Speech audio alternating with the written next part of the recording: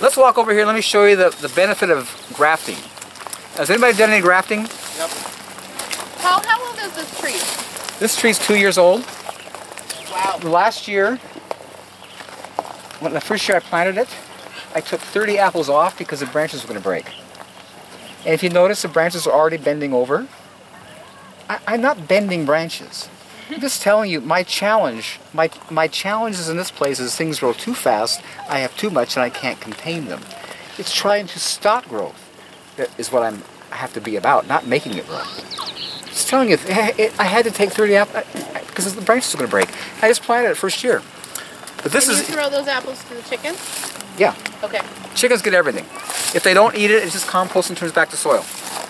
But that's my soil manufacturing plant. I want you to take over here and show you some grafting and the benefit of it.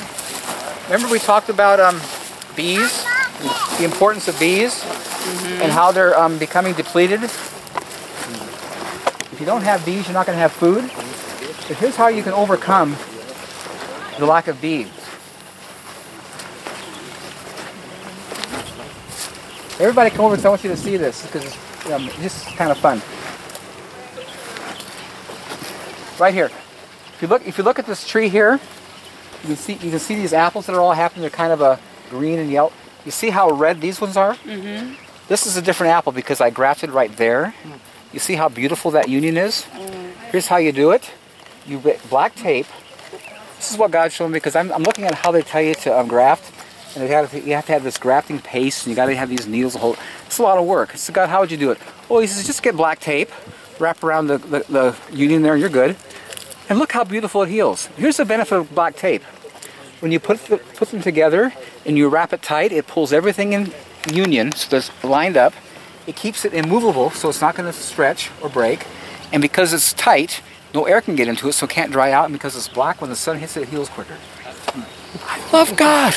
And all I need to graft is just take a roll of black tape and go around. And let me take you over here and show you something dramatic about how powerful grafts are. Is there anything under this? What's that? Put anything in under that? Oh no, just the tape. Just the tape. And I'm not going to take the tape off because as it grows, it's going to break off on its own. So you cut 2 angles then? You cut 2 angles. Here's what I do. Take them together. Everybody look at me. You see the cambium layer, that's the green below the bark, is the only live part of the tree. Right. The center is actually dead. It's just there for support. So you want to make sure that what you're grafting into is the same diameter of what you're grafting. Same diameter. So what you graft into here, you take your pruners and you cut an opening. Then you cut the pieces you're going to graft into at an angle like this, and you slide into the opening, and you wrap the tape that lines them up, totally parallel, in line, cambium touching, and you can't fail. Let me show some examples. I'm going to show you over here where I grafted in April. I want you to all hear me. I took a stick that I had cut off my trees in January. In April, a tree that's separated from the tree, has no life in it. I plugged in my trees in April, and I'm going to show over here it actually has fruit on it. I'm looking at this thinking like, whoa, this is so huge. Doesn't ivy strangle the trees? Ivy will strangle the trees because you see it attaches to the cambium layer. You're cutting in basically like you just cut here, right? Boom. And then you slice right down the middle of it. And then you take another piece and you go like this, put it into like a point, like an arrow almost, and you slide that right into that cut, and then you tape that up.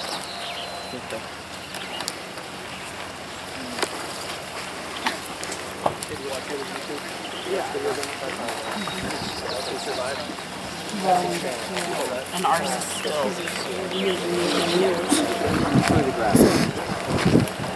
No, it's like you cut this open and you slide right into it. Yeah, it's like your fingers. Where's that tree? I'll find that tree. Oh, over here.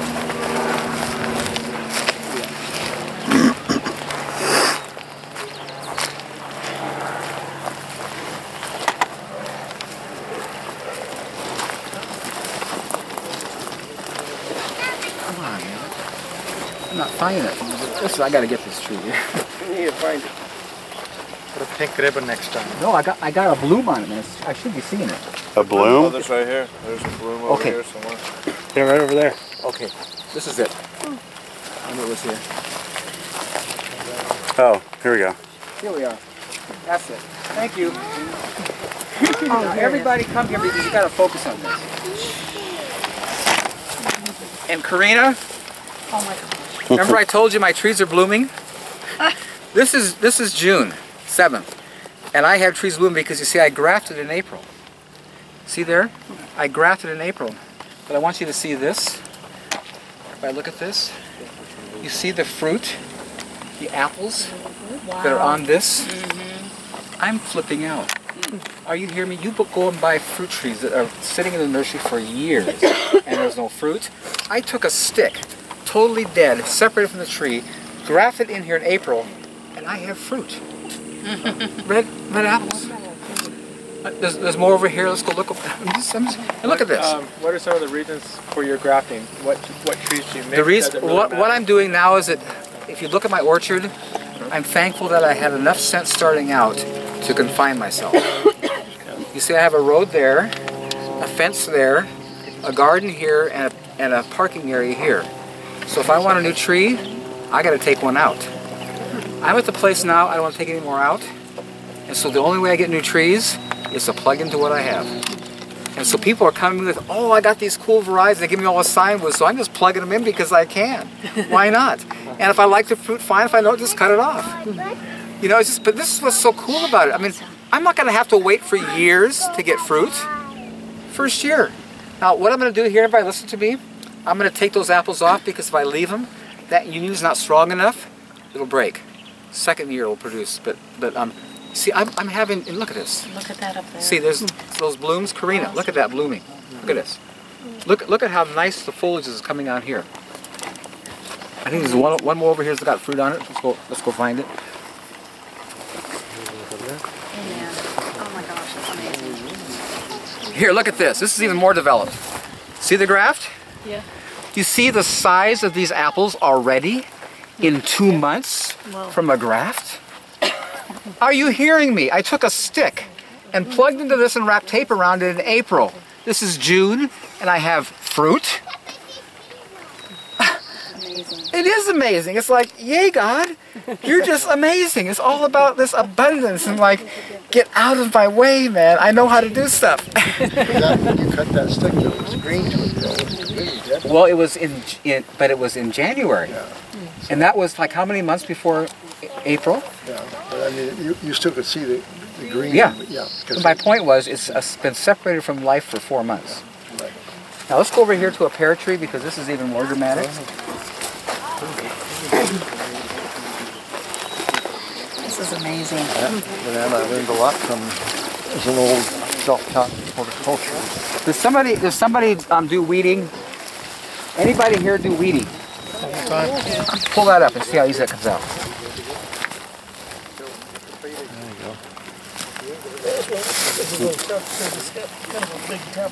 Okay, well, you got it. I got the Wow. Now, I want everybody to look at this. This is literally blowing my mind. What kind of pear? This is a pear, that tree. This is my Clap's favorite, which is the most amazing pear. This is a Bartlett. And you see, I've already been doing some grafting. You see how that's a red Bartlett. If you look at my other fruit, it's brown. You see, that's different foliage. That's a different graft. But I took a stick like this. And Karina, I want you to see this. Remember I sent you those sticks of that Clap's favorite? In April, I grafted this in right here. And I want you to see the amount of stem growth and life coming out of the stick. Look at this. This was 2 months growth from a stick I grafted. Look at that. Look, here's another one right over here. Amazing. Look at this right here. You see that tape right there? That look at how thick that stuff's growing. Look at the tree next to it. The real tree that I grafted into isn't growing like the graft. The foliage there is not near as thick as that. I'm looking at this thinking like, come on, man. This is racking my brain because this is not supposed to be happening. And so I want you to get, Karina, this is going to happen in your orchard. You're going to get this kind of growth and development because God loves you. You're one of His favorite daughters, and He just can't help but do it because He's just good. Awesome. Did you ask him about the kiwi? We have a kiwi plant that, now this is the 4th or 5th year. And it's supposed to be self-pollinating, and we get tons of blooms, tons of fruit, and it all falls off. You water too much. Do you water over there? You're I watering didn't too think- much. When fruit falls off, you're watering too much. Do you water over there?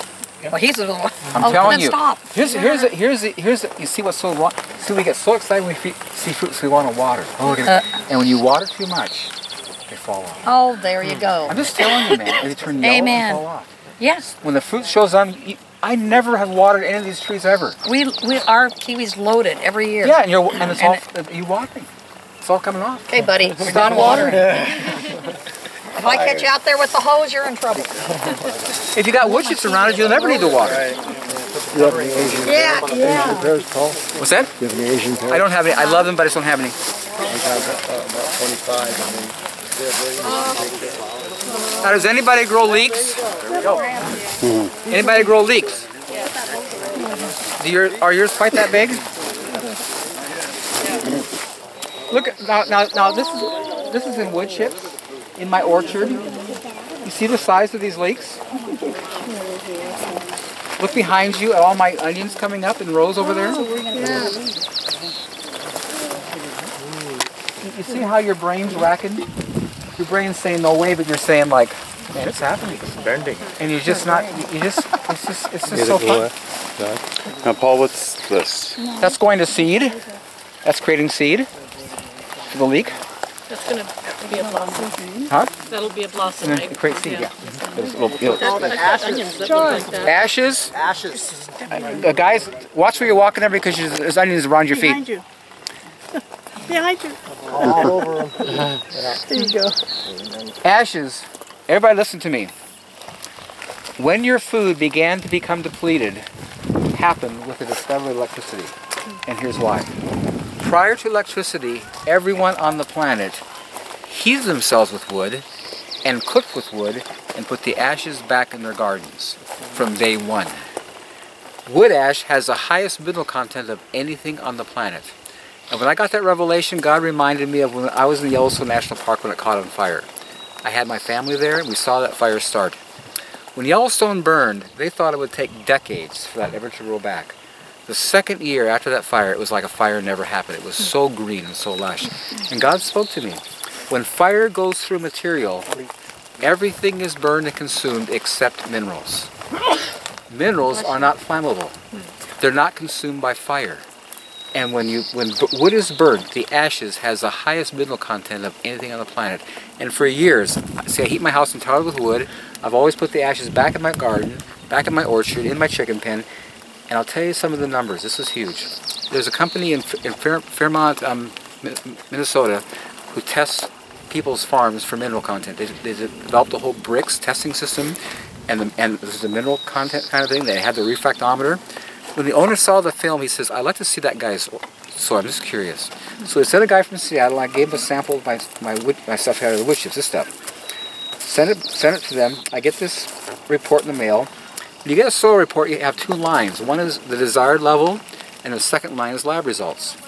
Desired level of nitrogen is 40. My lab results is 120. Desired level of phosphorus is 174.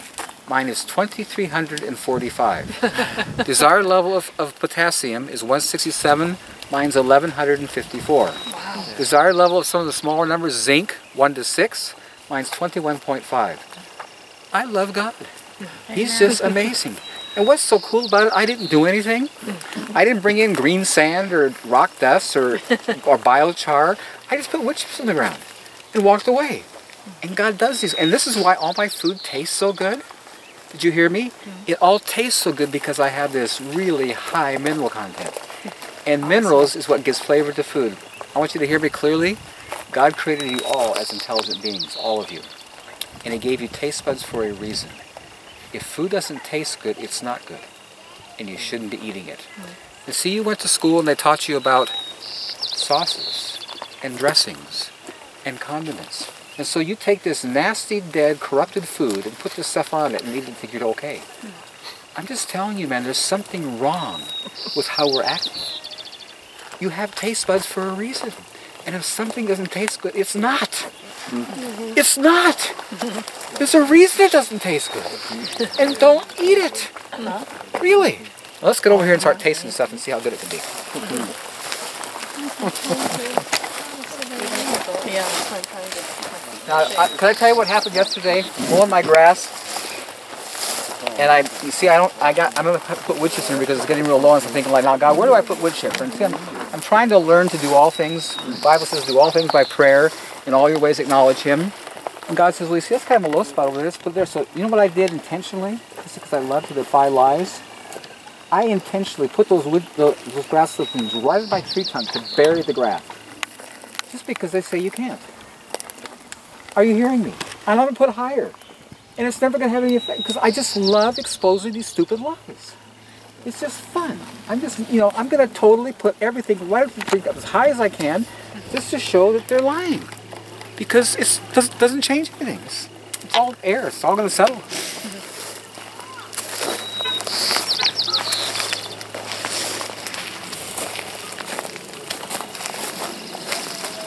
Now, as you walk by, just look at the amount of apples on these trees. Did you see that pear right there? Come here. This is amazing. Look at this pear tree. Focus on the amount of pears that are hanging on that tree that I've totally made naked by pruning everything out of them. So they're trying to reduce the amount of food I get. Paul, you have a mushroom? Yeah. If you go into the house, right there, as soon as you walk in, there's a wood stove. Go immediately left. Look at the number of pears on this tree. I mean, look at this. I mean, just this little space right here. Can you imagine? It's getting really huge. Can you imagine if all that gets ripe? I mean, come on. So what I'm doing, I'm praying for June drop. You see here, it's already happening. See the pears? See, nature has an amazing process in June that does a natural thinning. And I'm praying it really works because I need help. But are you starting to get my challenges? How many fruit trees do you have? There's 40 some in here. Okay. But I'm now with all this grafting, I'm multiplying quite quickly. So you got how many varieties? Oh, I don't even know. Like I say, every year that changes because I keep plugging in new varieties. Because I can. Why not? You've got a prune tree, right? I've got 2 plum trees here and 2 over there. Do you prune them the same way? I prune everything the same way. And let me talk about pruning. Pruning is an art form. Period. And no one on the planet knows how to do it. It's pathetic. And all the books you get are lies. They'll all tell you, never cut the collar. You hear me? Don't cut the collar. And God says very clearly, cut the collar. Let me show you how. Or why. You see when, you know what the collar is? You see this line right here? See when a branch comes off a main line? There's like a line. See right there? That's called the collar. And everybody says you can't cut that, you cut beyond it. And all of you seen where people cut beyond the collar, you have all these stumps with all these suckers coming out, and eventually the wood underneath the collar rots and you have a cavity. I want you to notice all the spaces where I've cut to the collar, how beautifully they've healed. Look at that. And you know what I'm hearing from God? Check out how simple this was. I made a line, cut to the line. He made it. Look, I made a line, cut to the line. I mean, can it get simpler? Can it get more obvious? Can it get more like, yeah? And then when you do it, the results are totally awesome. I mean, look how that heals. Look at that. It's just awesome to see all these trees you've seen prune, all these ugly stumps, all these suckers, and all this dead cavities. No cavities in my trees. Everything's healing great.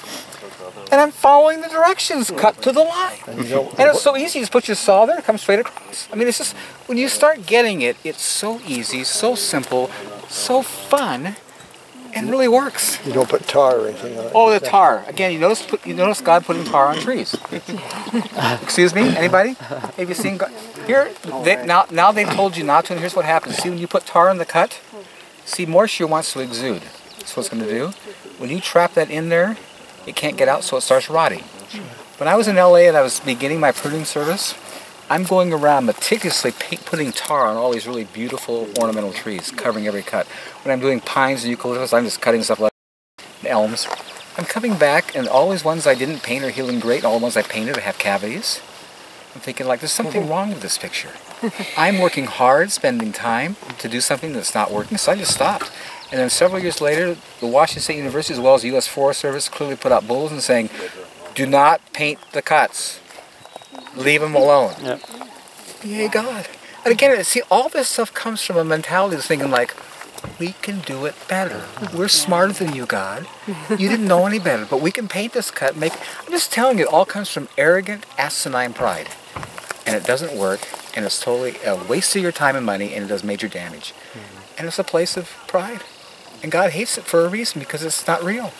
Pride is such a lie. Everything you have, you received. To think you had it, came from you, is a stupid lie. Now, when do you usually prune?